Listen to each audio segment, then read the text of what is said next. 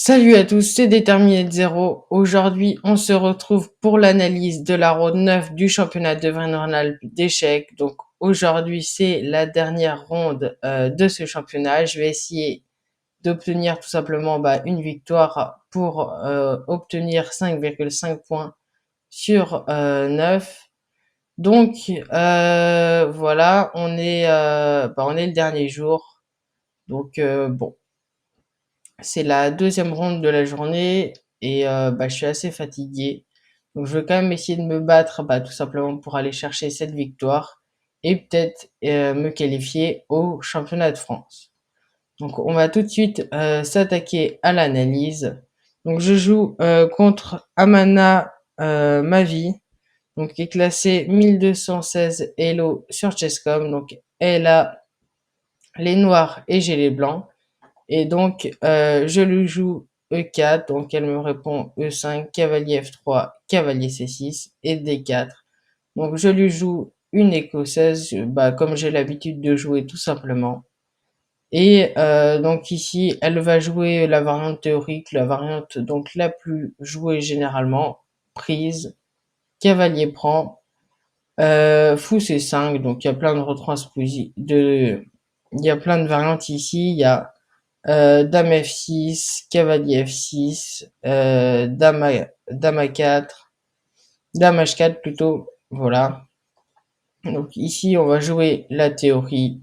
Fou E3, dame F6, C3, cavalier GE7, C4. Et ici, donc, elle va me jouer un coup qui est plutôt joué par l'ordi. Ici, elle va me jouer D6, donc considéré comme une imprécision, mais c'est quand même l'un des meilleurs coups de l'ordi. Donc ici, petit roc, petit roc. Donc là, je suis assez content qu'elle ait joué ça. Ici, l'ordi préfère en fait cavalier E5, qui est un peu plus dangereux en fait. Après cavalier E5, c'était quoi fou B3 et petit roc. Ici, il y a des menaces au centre et bon, c'était une position que je préférais un peu moins. J'avais déjà vu ce type d'attaque et bon, c'est pas quelque chose que j'aurais bien aimé jouer contre elle. Donc bon, je suis assez rassuré. Donc ici, petit roc, donc petit roc, je prends le cavalier, cavalier prend, fou prend, pion prend. J'ai réussi à doubler ses pions. Et ici, je joue déjà la première erreur de la partie, dame D5. Mon idée, c'était d'attaquer le pion en F7 et en C5, mais ici, l'ordi aime pas trop. Parce que tout simplement, c'était mieux de jouer F4, prendre de l'espace ici. Prendre de l'espace, donc c'est mieux.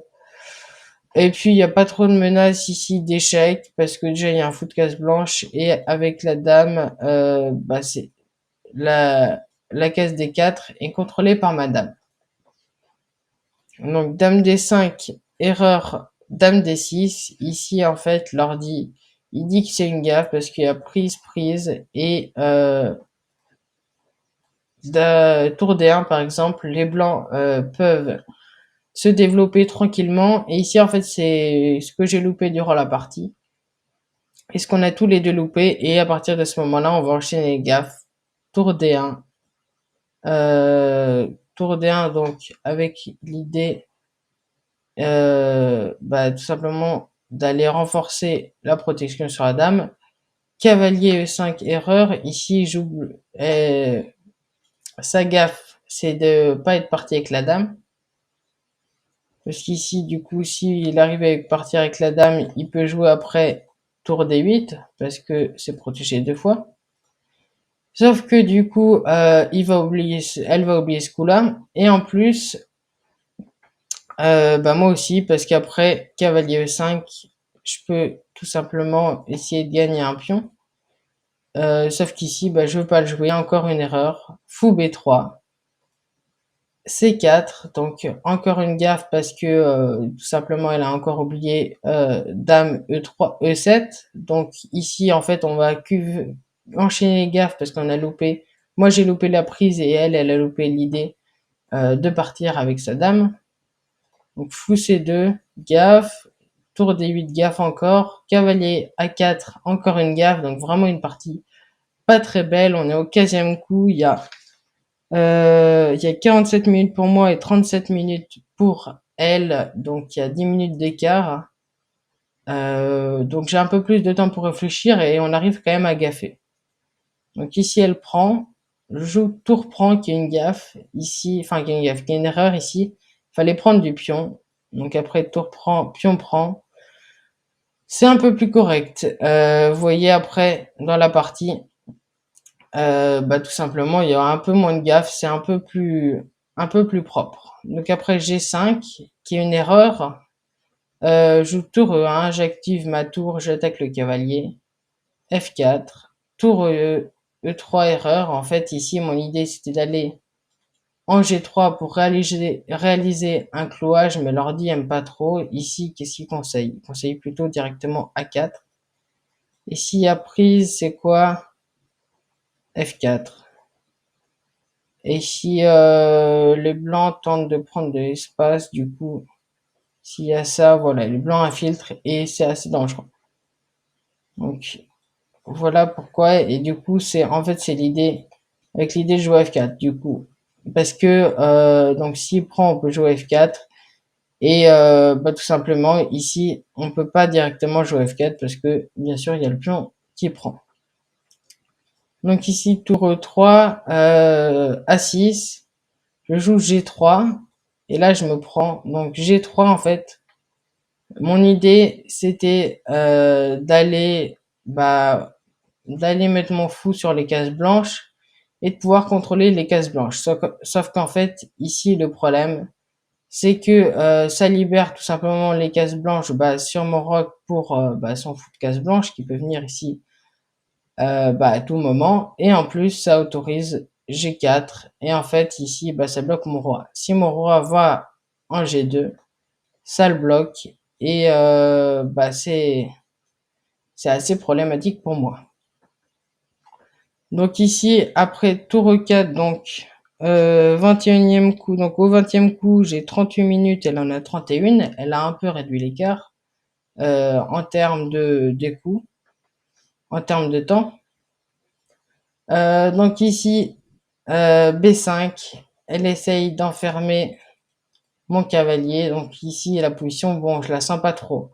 Je vois son cavalier est difficile à déloger, il est sur case noire.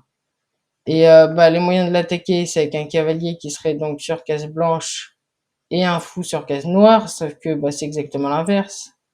Mon cavalier peut pas aller sur case blanche et mon fou est sur case blanche. Donc à partir de ce moment-là, bon, je suis pas très bien. Donc je joue tour F4, j'essaye d'attaquer le pion, mais là, malheureusement pour moi, il va jouer roi G7. Alors, enfin, elle va jouer roi G7. Donc roi G7, c'est pas très bon parce que bah, tout simplement le mieux pour l'ordi c'était roi B7, fou B7. Mais ici, bon, je me suis dit bah en fait j'ai loupé ce coup. Ça active le roi, ça protège le pion. Mais bon, c'était quand même pas le meilleur coup selon l'ordi. C'était ouais, c'était pas super, mais bon, ça m'a quand même fait un peu peur. J'ai trouvé que c'était plutôt fort. Et ici, je me dis, bon, j'ai pas une position très bonne. Ici, il y a un cavalier, donc, comme je vous dis, qui est indélogeable. Le roi qui commence à s'activer, j'étais pas très confiant. Donc ici, cavalier B1, j'essaie quand même d'activer mon cavalier. Mais c'est une gaffe, l'ordi préfère activer d'abord le roi, parce qu'ici, il y a cavalier F3. Et bah, c'est très dangereux pour moi. Donc ici, fou B7, excellent coup. L'ordi préfère cavalier F3, mais c'est quand même très bon. Après, on a donc fou E4 qui protège le pion. Ici, je sais pas si vous l'avez vu, mais tour D4 ne marche pas à cause de cavalier F3 avec la fourchette. Donc ici, c'était pas possible de jouer ça. Donc cavalier B1, fou B7, fou E4, je protège mon pion. Et là, elle va réfléchir pas mal de temps et elle va jouer un coup auquel je m'attendais pas du tout et qui est une gaffe. Fou prend des 5. Et c'est quoi en fait l'erreur sur fou prend des 5? c'est qu'en fait, son idée, en fait, c'était de, si prise, fou ici, le fou revient, et par exemple, tour D1, fou F1, et elle reprend le cavalier. Mais ici, en fait, bah, c'était pas très bon. Pourquoi? Parce que je vais tout simplement trouver le coup qui gagne, fou prend tour D8 et la tour D4. Et en fait, bah, tout simplement, je protège mon fou. Il n'y a plus de menace de fourchette avec le roi. Et bah, c'est tout bon pour moi, en fait. Donc là, bah, je me dis, bah, c'est cool, je vais peut-être pouvoir aller chercher la victoire. J'ai souffert durant cette partie, mais ça va peut-être être bon. Et bah, je me dis, c'est cool quand même. J'ai un tout petit espoir d'aller au championnat de France. J'y crois pas trop, mais au moins aller chercher la victoire. Donc là, en fait, après ça, on est au 26e coup. Et en fait, bah finalement, elle va résister jusqu'au 66e coup. J'ai mis énormément de temps à essayer de la battre. On va voir donc si j'ai réussi bah, à la battre. Donc elle va jouer cavalier F3 et je me dis bon c'est cool, je vais pouvoir tout échanger. Fou prend, tour prend, pion prend, pion prend. J'ai tout échangé et je vais pouvoir me retrouver dans une finale qui est gagnante. Donc qu'est-ce que je fais? J'active mon cavalier et j'attaque le pion. Donc ici je menace de gagner le pion et bah, c'est imparable, je vais forcément gagner le pion ici. Donc roi G6, je prends le pion. Elle active son roi, je fais revenir mon cavalier et ouais, elle joue roi E6 donc pour essayer d'attaquer mon pion. Donc roi F1, roi D5, donc on active tous les deux nos rois. Et là donc bah, elle commence à infiltrer. Je suis pas très confiant, donc qu'est-ce que je fais? Après B4, je laisse le pion, je laisse prendre le pion et je me dis bon, je vais peut-être pouvoir menacer des fourchettes comme ça ou même protéger mon pion, ça peut aller. Donc ici, prise, roi D2, ici l'ordi préfère G4 pour créer un pion passé. Donc ici, après roi E4, je joue A3, j'essaie d'échanger les pions. Donc A5. Et là, je joue F3, donc échec. Et je me dis, bon, si elle revient, je peux refaire des échecs. Et bah, si elle part, c'est plutôt bien, il y a moins de menaces sur mes pions. Donc, roi D4, je joue échec. Et du coup, ici, je l'oblige à aller en C5 pour protéger son pion deux fois. Parce que, donc, si elle part, par exemple, en D5, je suis obligé, je prends. Et bah, j'arrive à gagner un pion et on se retrouve dans une finale où il y a 4 pions contre 4 pions, mais j'ai un cavalier de plus, donc forcément une finale gagnante. Donc ici, après roi C5 qu'elle va jouer, elle protège son pion. J'arrive à tout échanger et on est au 40e coup. J'ai 16 minutes et elle en a combien? Elle en a plus que 12. Je me dis bon, ça va, ça, je peux tenir et donc j'essaye bah, tout simplement de la tenir. Donc je vais faire une petite bah, manipulation, une petite tactique ici. Après G4, elle va jouer B3 et donc après B3, je vais enchaîner cavalier A3, B4 et donc après cavalier B1. Et ici en fait, c'est quoi l'idée? C'est que j'empêche tout simplement l'avancée du pion en C3. En fait, mon roi, il va pouvoir partir, aller prendre les autres pions. Et bah, tout simplement, je l'empêche de pousser le pion en C3. Parce que donc, imaginons que mon roi parte. En fait, si elle avance, je reprends avec le cavalier. Et bah, elle a pas de pion passé. Et donc, bah, tout simplement, il faudra que son roi infiltre. Ça mettra du temps. Trop de temps d'ailleurs, du coup, avant que bah, je mange ses pions. Donc c'est pour ça qu'ici le cavalier en B1 il est extrêmement fort, il bloque le pion en C4 et donc par conséquent ça bloque le pion en C7. Donc ici je me dis bon c'est cool, je suis assez confiant, je me dis bon je vais peut-être pouvoir la gagner. Donc C6, H4, Elle active son roi, j'active mon roi et mes pions. Ici, je crée une sorte de forteresse. Je bloque tout l'accès au roi à toutes ces cases. Je crée une sorte de blocus. Donc après ça, H6. Et là donc, bon, l'ordi aime pas trop, mais moi, bon, je me disais que c'était plutôt pas mal.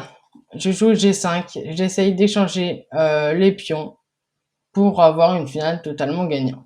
Donc après prise, je vais essayer d'aller mener mon pion à la promotion. Et du coup, si elle va empêcher la promotion en allant bouger le roi, je vais tout simplement aller prendre ses pions. Donc ici, roi E5, je fais partir mon pion pour éloigner son roi de ses pions. Donc après, j'arrive à échanger les pions. Le roi revient, je prends le pion qui était en B3. Et là, tout simplement, elle revient pour protéger son pion. Alors, elle joue roi E5, qui est pas le meilleur. L'ordi préfère roi E6 pour essayer d'annuler la partie. Mais ici, après roi C4, j'active mes pièces, mon cavalier qui revient un peu en jeu. Je bloque son pion, donc là, en fait, elle va être obligée de jouer des coups de roi pour pouvoir protéger son pion. Mon cavalier qui va pouvoir bouger et je vais pouvoir aller tout simplement remporter le pion. Donc ici, roi B7, simplement, je fais ma manœuvre pour aller capturer son pion tout simplement. Donc ici, roi B7, je capture le pion et là, tout simplement, je me dis, c'est parfait. Là, j'ai un pion et un cavalier de plus. Je vais tranquillement aller pouvoir promouvoir mon pion en dame et je vais aller remporter tout simplement cette partie. Donc c'est ce que je vais faire. Après roi A6, je fais partir mon cavalier pour pouvoir tout simplement éviter les menaces, les pattes quoi, pour éviter de faire nul en faisant patte parce que le cavalier il contrôle pas mal de cases. Le roi a juste la case B7, donc pour moi, c'est assez dangereux. Donc après roi A6, roi cavalier E5, roi A5, je bouge mon pion en B4, roi A6, et là, la partie qui va s'achever. J'active mon pion, je vais aller à la promotion, et donc après roi A7, B6, A8, B7 échec. Mon adversaire donc qui abandonne parce que elle peut pas empêcher en fait la promotion de mon pion. Après ici roi A7, tout simplement B8, dame, roi A6 forcé et dame B6 échec et mat. Donc voilà, elle pouvait pas empêcher cette fin de partie là et donc elle a décidé d'abandonner. Il y avait donc 21 minutes contre 6 minutes à la pendule. Et je remporte cette partie. Ça me fait donc un score de 5 points sur 9. Donc plutôt content, mais je me dis, ça va pas suffire pour le championnat de France. Donc bon, un peu déçu, mais c'est pas très grave. Donc je repars du championnat. Il y avait un peu de route, bon, sur la route, je décide de regarder le résultat. Je vois du coup 15e sur 40 et vu qu'il fallait être 11 pour terminer la partie, pour se qualifier au championnat de France, je me dis bon, c'est foutu, je suis 15e, fallait être 11e. Et puis finalement, quelques jours plus tard, en regardant un peu les qualifications, je vais sur le site et je vois que finalement, je suis qualifié au championnat de France. Alors je me dis bon, je suis qualifié, j'ai été repêché. Donc je regarde sur le site, je vois que je suis qualifié, donc je me dis que je suis repêché et je regarde le classement du championnat du championnat d'Auvergne-Rhône-Alpes et je regarde donc les qualifiés. Et donc finalement, après donc quelques jours, donc après quelques jours après le championnat, je regarde les résultats et donc je vois 15e position. En fait, je suis qualifiée parce que je suis le 11e qualifié. Normalement, donc vous pouvez le voir ici, je suis le 11e qualifié au classement général du tournoi mixte. Donc, en fait, il y a d'autres qualifiés, mais en fait, ils sont qualifiés en tant que qualifiés sur d'autres catégories, en fait. Ici, QZ, c'est quoi? C'est qualifié en tant que premier de sa ZID, donc premier de sa zone probablement. Donc, vous voyez, ici, en fait, il est qualifié en tant que premier de sa zone, donc il fait pas partie des qualifiés au classement général. Et donc, j'arrive à finir 11e du classement général. Je me qualifie au championnat de France. Donc, ça fait extrêmement plaisir. Franchement, n'hésitez surtout pas à mettre énormément de likes, à partager cette vidéo. Moi, ça me fait extrêmement plaisir d'aller au championnat de France. Donc oui, n'hésitez pas tout simplement à liker. À partir de 100 likes au bout d'un mois ou 1000 vues en une semaine, je ferai probablement une vidéo contre un joueur, probablement un joueur titré. Donc une partie avec une analyse en plus. Donc ouais, ça fait extrêmement plaisir de se qualifier au championnat de France à Agen, qui aura lieu dans une semaine.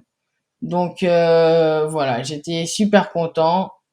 J'espère que vous, vous êtes content de cette vidéo et de ma qualification. Si c'est le cas, du coup, n'hésitez pas à liker et à vous abonner. Et on se retrouve pour une prochaine vidéo. Bye!